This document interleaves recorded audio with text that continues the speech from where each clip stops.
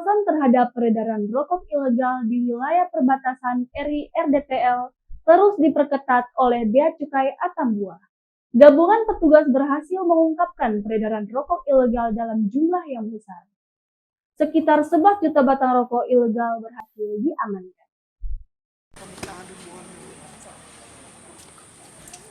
Bea Cukai Atambua intensifkan pengawasan rokok ilegal di perbatasan Republik Indonesia Republik Demokratik Timor Leste. Upaya pengawasan dan penegakan hukum ini dilakukan oleh Bea Cukai Atambua bersama kantor wilayah Bea Cukai Bali, NTB dan NTT, Imigrasi Atambua, Polres Belu, serta Polres Timor Tengah Utara. Pengungkapan kasus ini berawal dari informasi masyarakat terkait dugaan adanya penyimpanan dan peredaran rokok ilegal di wilayah Atambua. Atas informasi tersebut, tim gabungan melakukan operasi pertama pada Kamis 4 Desember 2025 di sebuah rumah yang berlokasi di kota Atambua. Dari hasil pemeriksaan, petugas menemukan 138.000 batang rokok ilegal. Barang bukti yang diamankan terdiri dari berbagai merek rokok tanpa pita cukai, termasuk rokok bermerek Marlboro yang menggunakan pita cukai palsu. Hasil penindakan tersebut kemudian dikembangkan lebih lanjut oleh petugas pada Rabu 10 Desember 2025. Tim gabungan kembali melakukan penelusuran dan menemukan sebuah gudang penyimpanan rokok ilegal di kota Keva Menanu, Kabupaten Timor Tengah Utara. Di lokasi ini petugas mendapati tumpukan rokok ilegal dalam jumlah yang jauh lebih besar. Secara keseluruhan jumlahnya mencapai sekitar 11 juta batang rokok ilegal jenis sigaret, putih, mesin yang dilekati pita cukai palsu. Nilai barang dari penindakan kedua ini mencapai 23 miliar rupiah dengan potensi kerugian negara sebesar 12,3 miliar rupiah. Atas kasus ini, Bea Cukai telah menetapkan 3 orang sebagai tersangka warga negara asing asal Tiongkok. Para tersangka dijerat pasal 54 atau pasal 56 Undang-Undang Cukai dengan ancaman pidana penjara hingga 5 tahun atau denda berlipat dari nilai cukai. Atas dasar itu, Bea Cukai Atambua menegaskan akan terus memperkuat pengawasan dan meningkatkan penindakan terutama di titik rawan perbatasan. Kepala Kantor Bea Cukai Atambua melalui Kepala Seksi Perbendaharaan menyampaikan langkah ini dinilai penting untuk menekankan peredaran rokok ilegal, melindungi pasar resmi, serta menjaga penerimaan negara dari sektor cukai. Untuk wilayah di Kabupaten Belu itu jumlah rokoknya adalah 138.160 batang rokok dengan nilai kurang lebih 290 juta 136.000 rupiah dengan potensi kerugian negara 109 juta 699 40 rupiah. Sedangkan untuk tempat kejadian yang kedua sebanyak 1.100 karton rokok dengan jumlah batang 11 juta batang rokok ilegal yang dilekati pita cukai palsu dengan nilai barang 23 miliar 100 juta rupiah dengan potensi kerugian negara 12 miliar 324.455 rupiah. Itu dari dua kejadian tersebut. Lebih lanjut, masyarakat pun dihimbau untuk tidak terlibat dalam rantai peredaran rokok ilegal baik dengan membeli, menyimpan, maupun menjualnya. Warga juga diminta lebih cermat saat membeli rokok, terutama dengan memastikan adanya pita cukai yang resmi dan sesuai ketentuan, serta melaporkan dugaan peredaran rokok ilegal kepada pihak berwenang. Dari Belu, Tim Liputan Atambua TV melaporkan. Gubernur NTT Milky Lakalena resmikan Dapur Flobamurata SMKS Kusuma Atambua.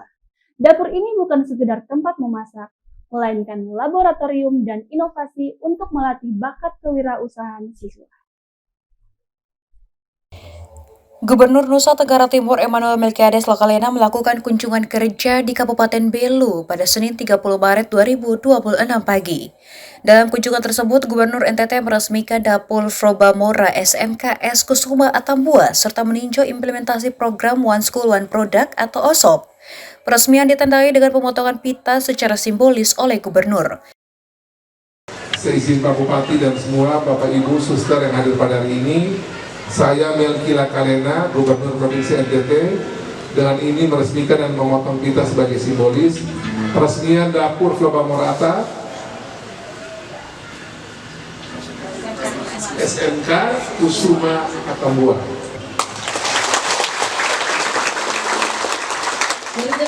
Dapur Floba Mora merupakan pusat kuliner yang mengusung kekayaan rasa khas Floba Morata, berfungsi sebagai wadah pemasaran produk lokal.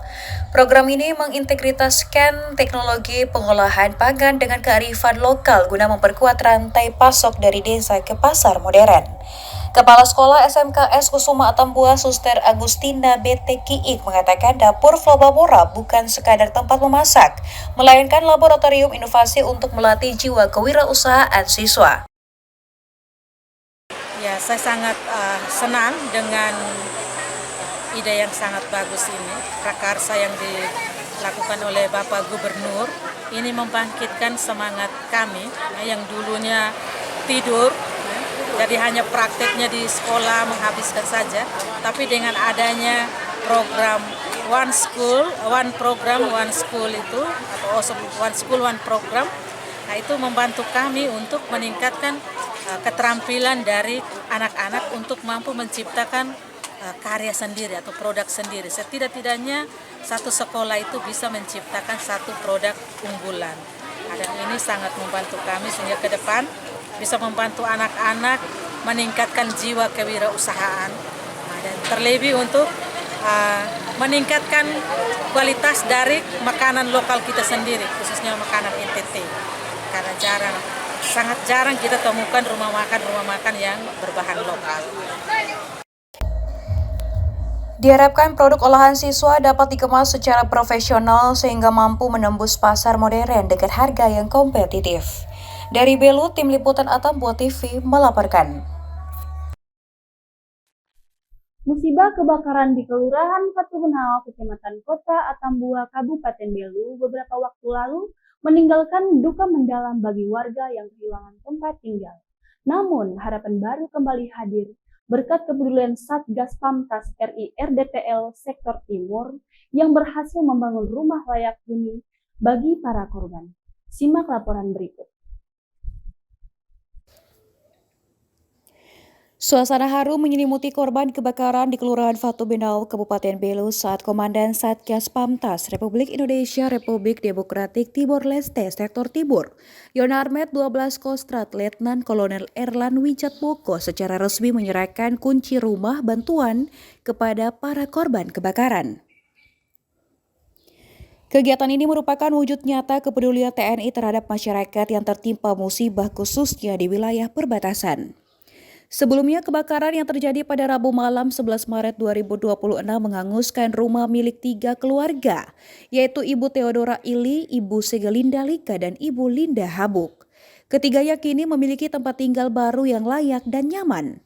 Merespon cepat kejadian tersebut, Satgas bersama masyarakat dan berbagai pihak terkait langsung melaksanakan program pembangunan rumah melalui skema rumah tidak layak huni. Berkat semangat gotong royong, pembangunan dapat diselesaikan hanya dalam waktu seminggu. Terima kasih, puji Tuhan, syukur pada Tuhan Yang Maha Esa, alhamdulillah. Sore ini rumah yang kita bangun sejak tanggal 23 Maret yang merupakan salah satu korban kebakaran di Patubenau telah jadi. Berkat tidak hanya kami dari Satgas, tetapi kolaborasi Satgas, lembaga sosial dan masyarakat sekitar di sini ikut membantu proses pembangunannya sehingga bisa berjalan dengan lancar. Target Sabtu Minggu alhamdulillah tercapai, bisa diselesaikan dengan baik dan bisa dihuni oleh keluarga yang bersangkutan. Ini Pak bersama ini Komandan. Terima kasih banyak. Sama-sama. Banyak-banyaknya.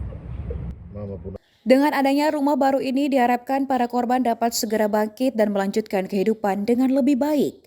Kegiatan ini juga menjadi bukti kuatnya hubungan antara TNI dan masyarakat di wilayah perbatasan. Semoga kepedulian dan kebersamaan seperti ini terus terjaga sehingga setiap musibah dapat dihadapi dengan semangat dan harapan baru. Dari Belu, Tim Liputan Atambua TV melaporkan.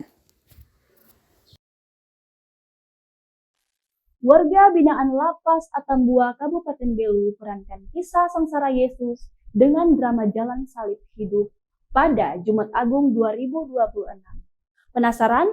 Adegan ini akan kami tayangkan usai jeda.